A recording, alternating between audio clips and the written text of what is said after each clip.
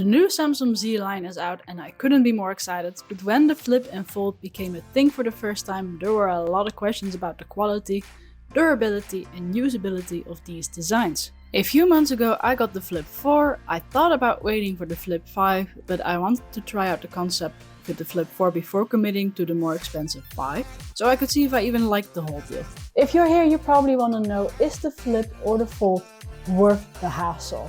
Does it really break as easily as some people say? How difficult really is it to handle it? How durable is it? How usable is it? So in this video, I'm going to tell you about my experience with the Flip 4 so far, and I'm going to tell you all the things that I feel you should know before getting a Flip 4 or 5. So the first point of this video, and probably the most obvious point, is the screen, and specifically its sensitivity. Before I got the Flip 4, I was warned by a friend about how sensitive it would be. He had the Flip 3, and I did hear that the Flip 3 was particularly sensitive and prone to break. So when I got the Flip 4, I didn't really take his warning too hard until I actually started using the phone. Because the first thing you see when you open the phone is you get this scary warning about how sensitive it is, and it warns you about crumbs on the screen and your fingernails. What? And so for the first few days, you're really paranoid about how sensitive it really is. And then over time, practically, it's actually not that bad. Yes, you kind of have to keep an eye on how you use your nails.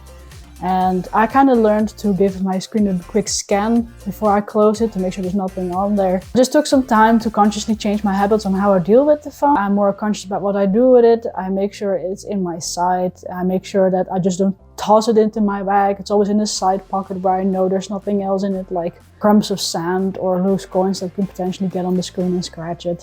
So overall, screen is not that big of a worry. Yeah, you kind of have to take a minute to get used to it, but once you have it in your system that it's a little more sensitive than normal screens, it's really not a big deal. Just don't do stupid stuff with it.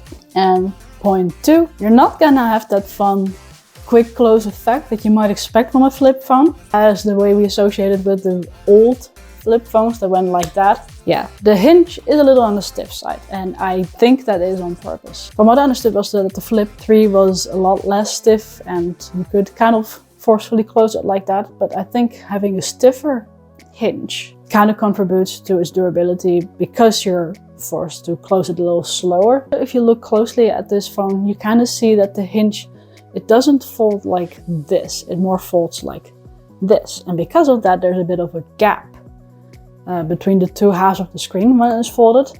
I kind of prefer this gap because it's big enough for really small crumbs, like maybe sand crumbs and other crumbs, to fall through, instead of touching it edge to edge, so to speak. I did read in a news article that the new Flip 5 has a different hinge that is smaller and more compact and therefore eliminates that gap altogether. When I read that, honestly, I was feeling a little unhinged. Sorry.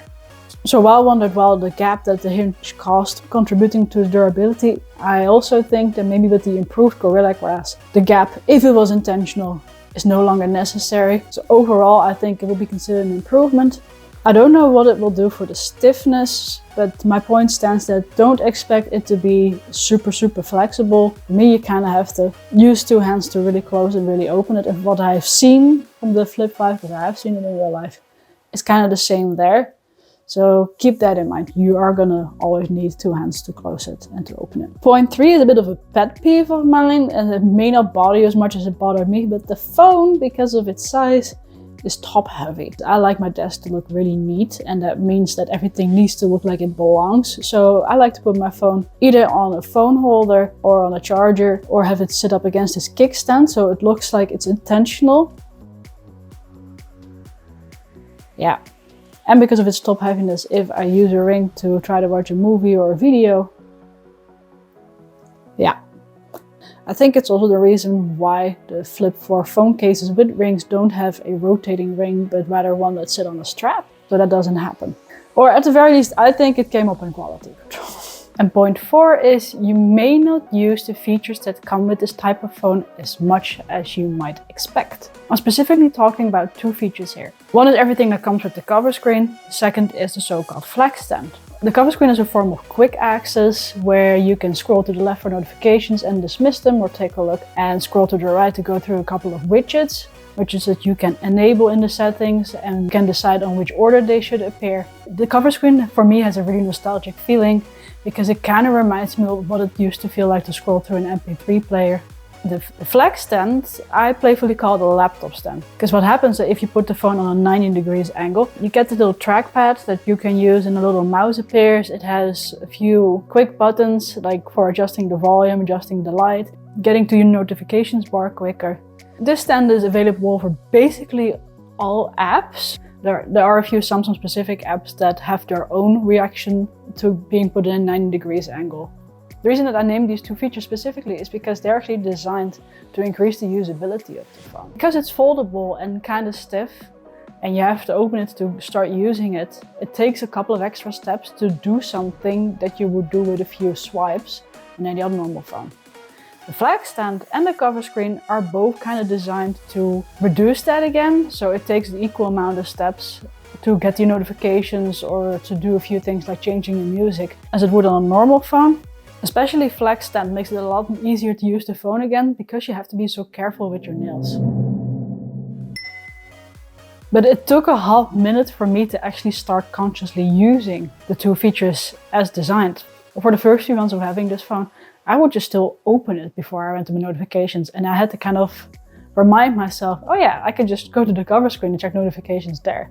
Because the screen is so small, it has a lot of unrealized potential. Like, I feel like there's so much you could achieve with a bigger screen. Honestly, making the phone foldable and then having to add these features to compensate for it feels like a lateral move. But I can also understand that wasn't really the point of this line to begin with. The point wasn't to be more efficient or more usable. The point was to be fun. And once I got used to these features and actually started incorporating them into how I use the phone, it actually did become more fun to play with this phone. But I did kind of have to explore, find out, adapt, and get used to it.